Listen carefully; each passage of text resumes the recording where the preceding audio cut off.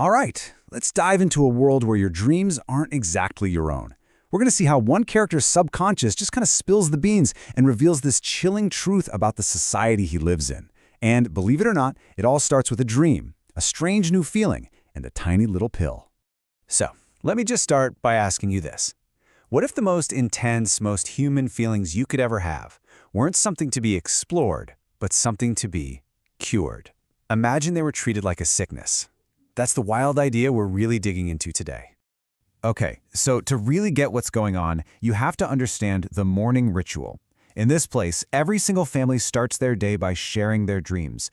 But this isn't some cozy family bonding thing. Oh no, it's more like a public dissection of your brain, all designed to make sure everyone stays in line with the community's very, very strict rules. And here's a perfect example of a totally normal dream in this world. Little Lily dreams about breaking a rule, riding her mom's bike and getting caught. It's not about flying or anything cool. It's a simple lesson about rules and consequences. The family calmly talks about it, calls it a warning, and then just moves on. Yeah, that's the baseline. But then, the whole vibe changes. Jonas, our main guy, almost never dreams, but today he speaks up.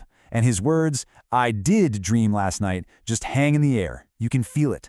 Suddenly, everyone's attention is laser-focused on him. And his dream is, well, it's nothing like his sister's. The setting is normal enough, the bathing room at the house of the old, but it's weirdly empty. It's just him and his friend, Fiona, all alone.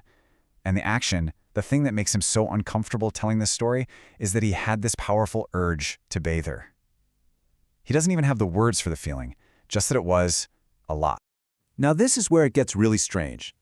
His parents hear this, and they just break protocol. There's no group analysis, no family discussion. Instead, they send his little sister out of the room. It becomes this private, almost clinical meeting. Something about this dream is definitely not normal. When his dad pushes him, asking what the strongest feeling in the dream was, this is the best Jonas can come up with. It's not anger, it's not joy. It's just a wanting. A raw, powerful desire. And you can tell he knows, deep down, that this feeling is totally forbidden. But man, he says he wanted it so terribly. And then his mother gives it a name. But it's not a word like love or attraction. Nope. It's a diagnosis. She calls it stirrings. She takes this incredibly personal, confusing, powerful new experience and frames it as just a predictable biological event, kind of like getting a cold. And here is the absolute shocker. This completely natural part of being a person isn't something to be understood or navigated. It's a condition. It's an issue that needs to be fixed. It actually requires treatment. All of a sudden, those public announcements that were just background noise his whole life snap into perfect clarity. You know, the ones he always ignored. He realizes right then and there that rule wasn't for some other people. It's for him. Now, he has the stirrings, and by telling his dream, he just reported them.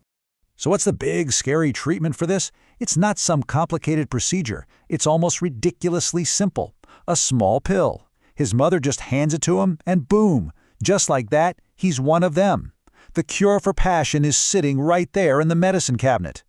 And the rules that come with this pill are no joke. This isn't a temporary thing. It is a lifelong prescription for emotional suppression. Every single morning for the rest of his adult life, he has to take this pill to keep that wanting from ever coming back.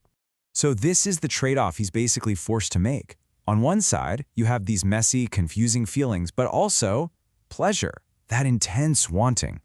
And on the other side, what you get from the pill? Control, sameness.